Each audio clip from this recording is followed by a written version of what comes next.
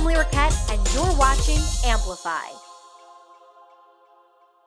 I grew up poor, and didn't know how money worked. And so many people think that poverty has something to do with something that's lacking out there.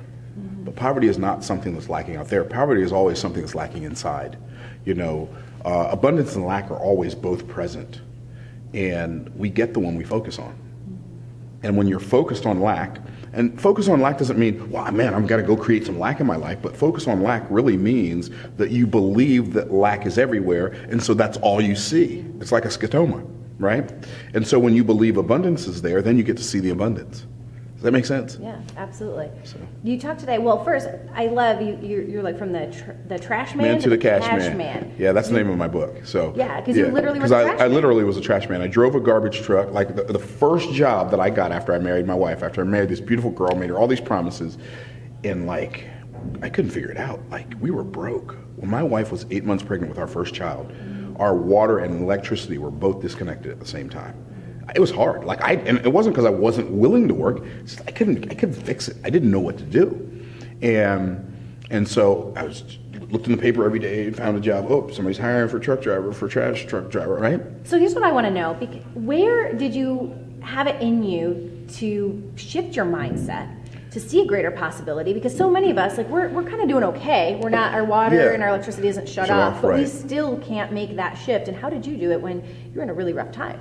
Yeah, so I got introduced to a network marketing company. Even before I drove a trash truck, I got introduced to a network marketing company that sold insurance and investments. And I went to a lot of their seminars. That was my first exposure to personal development.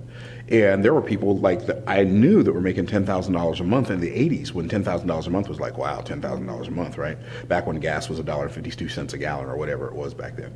Anyway, so I saw these people around me making all this money, and I was like, well, if they can do it, then I can do it. If it's a possibility for anyone, then it's a possibility for me, right? So I'm just going to go for it. But unfortunately, I did not understand business. I didn't understand sales. I didn't understand leadership. I didn't understand recruiting. I didn't understand any of that stuff. But I did something that most people are unwilling to do, and that is I lasted through the learning curve. I kept working on what seemed like it wasn't working. And the reason I say what seemed like it wasn't working is because there's no work that we ever do that doesn't work. See, work is a two-sided coin. There's the work I do on it and the work it does on me. And the work does on me is infinitely more important than the work I do on it.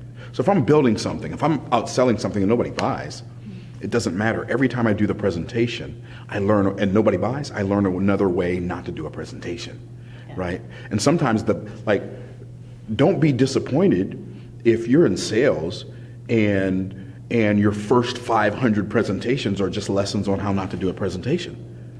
Does that make sense? I started in insurance in October of 1985, selling insurance and investments. I didn't get my first sale until April of 1987.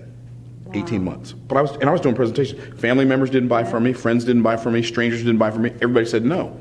But I didn't realize that they were saying no because I was selling them the thing that I wanted them to buy.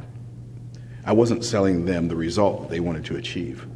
And when I learned that selling is not about convincing people to do something they don't want to do, selling is about empowering people and freeing people from their inhibitions so that they can do something they already desire to do. So we have to understand that people do what they do for one reason only. That's because they feel like it.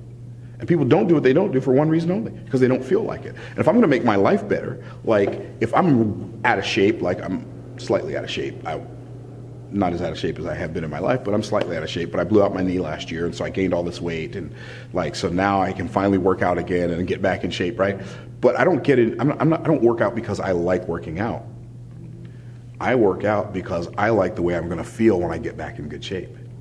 You see what I'm saying? Because working out doesn't feel good. Mm-hmm.